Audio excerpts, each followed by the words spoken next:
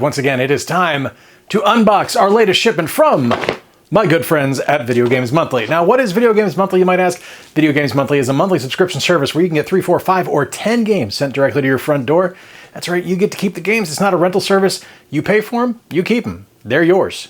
It's pretty great. It's a fantastic way to build a retro collection if your retro collection is lacking or you just don't have the opportunity to get to conventions or have a good retro store in your area. So what do you say? Let's get this package free from its priority mail prison and we're gonna find out what's inside. So what do I get games for? I get games for the NES, the Famicom, the Super Nintendo, the N64, the GameCube, the Wii U, Sega Genesis, Sega Game Gear, Sega Master System, Sega Dreamcast, maybe something else? I can never remember. I'm so bad at knowing what I'm getting because I like to have a wide variety of options there for me. So I never really know what I'm gonna get. There's always a world of possibilities coming out. And this box is pretty hefty. So there might be some good stuff in here.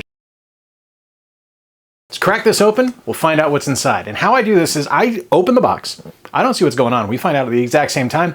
I pull the game out. I hold it up to the camera. You usually find out before me because my vision sucks. And then we'll talk about the game. I do a quick 60-second review. Then we'll get on with our day.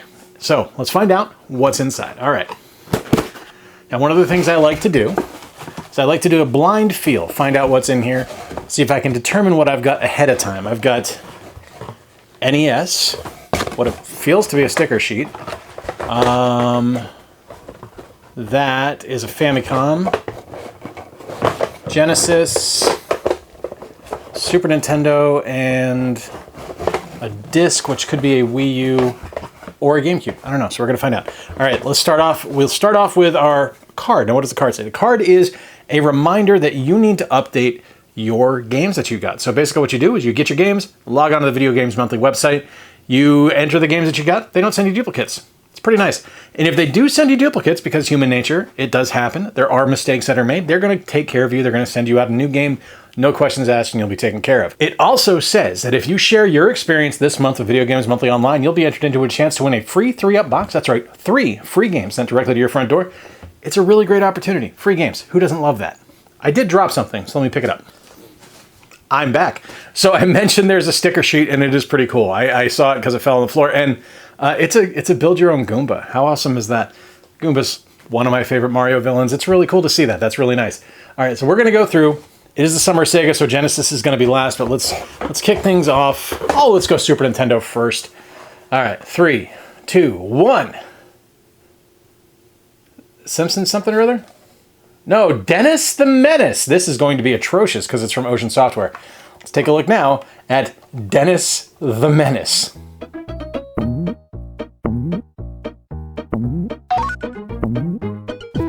All right, gonna be straight up and honest with you all. On this box, there are some really bad games in this box. So be prepared for a train wreck coming up because it is 5 games that I will probably never ever play again. Like it's that bad.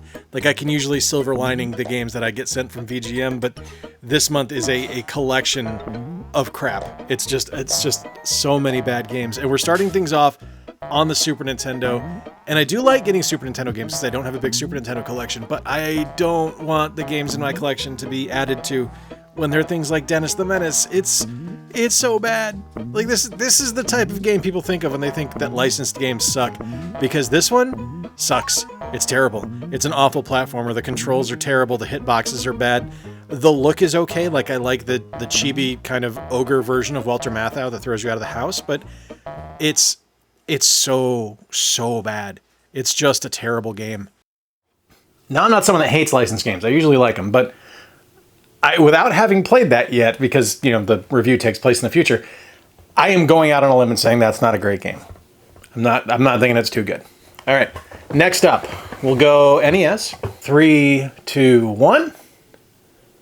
Solomon's Key. I hate Solomon's Key. We're not starting out great this month, but let's take a look now at Solomon's Key.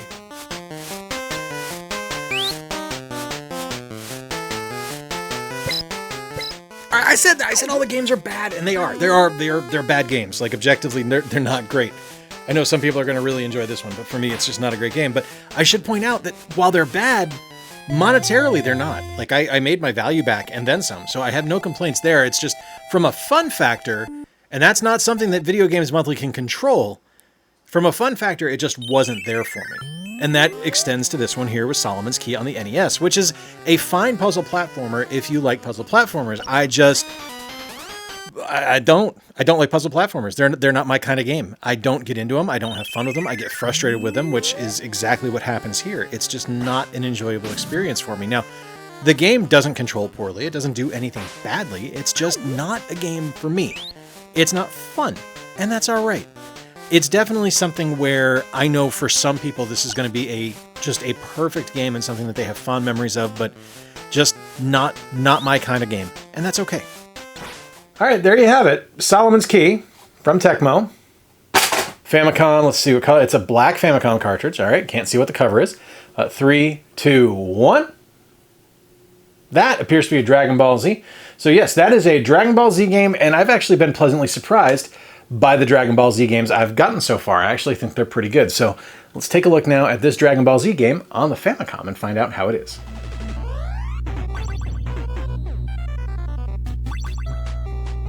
I do love getting Famicom games. It's such a fun console to collect for because there's so many games that released in Japan that we never got here in the States on the NES.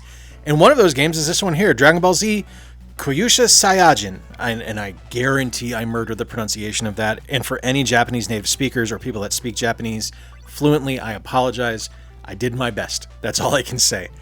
And this is a game that this one falls into the bad category, but not because I think there's anything inherently flawed to the title. It's just I don't read Japanese, so I have no idea what's going on in this game. I kind of figured it out. Like, it seems to be a card battler where you're using the different values of the cards to attack or at least even match the characters that you're fighting. And I think that's what's going on. But again, I don't speak Japanese, so I don't exactly know how to play. I like the idea of this one, though.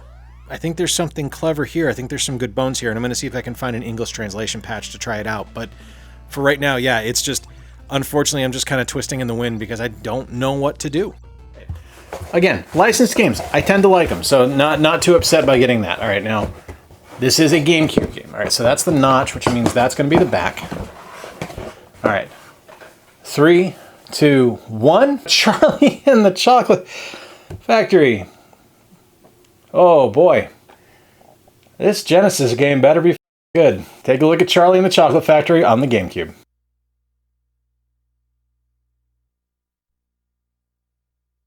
Not sure what's going on here. My audio didn't record for Charlie and the Chocolate Factory, but Charlie and the Chocolate Factory is a very run-of-the-mill 6th generation 3D platformer. It doesn't do anything special, doesn't really do anything terribly well.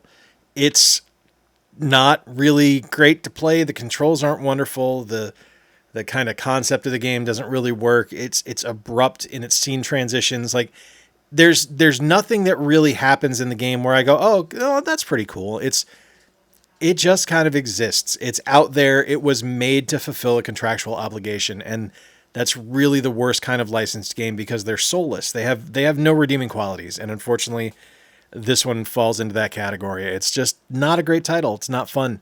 I won't ever play this one again.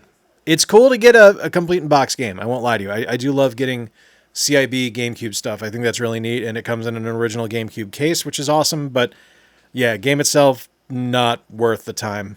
Not worth the time. All right, here we go. Final game, Sega Genesis. 3, 2, 1. Tournament Fighters. Okay. Okay, well, I hate Tournament Fighters. I don't think it's a very good game. But of the two, glad I got the Genesis version. That's pretty cool. And this actually has a neat little sticker on the back, so that's nice. Let's take a look now at Teenage Mutant Ninja Turtles Tournament Fighters on the Sega Genesis.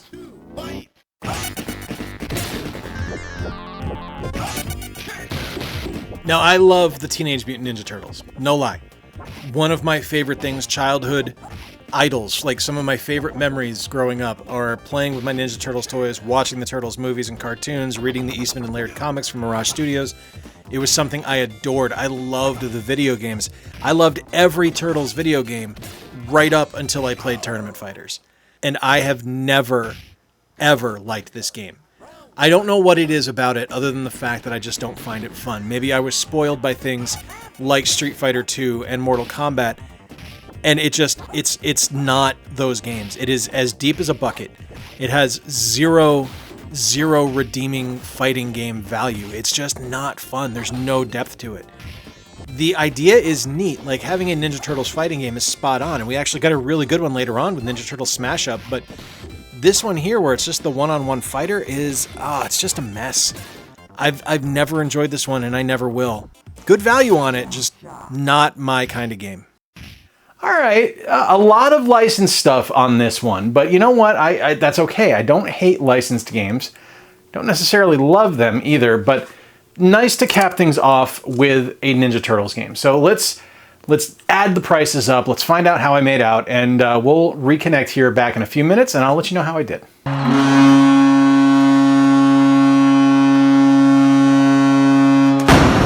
So I'm back. I've totaled everything up, and it comes out to $54.10, which is not bad. Now, I always say that you're not always guaranteed to get something that you're going to love from Video Games Monthly, because it is kind of a lottery. You're just leaving yourself open to chance on what games you're going to get, but you know what? It's a chance I'm willing to take because it's fun. It's like a Christmas present every month. I just don't know what I'm getting. It's kind of fun. Let me know in the comments down below if there's anything I got this month that you really like. If there's anything that you just look at and you go, how could you not enjoy that game? I'd love to hear from you. If you enjoyed today's video, why don't you hit that subscribe button? I do one of these every month, and I'm doing 2 videos a week, along with 7 shorts a week. Until next time, folks, I've been Jay. Appreciate you spending a little bit of time with me. Remember to play more games, stay square, and take care. I'll talk to you soon.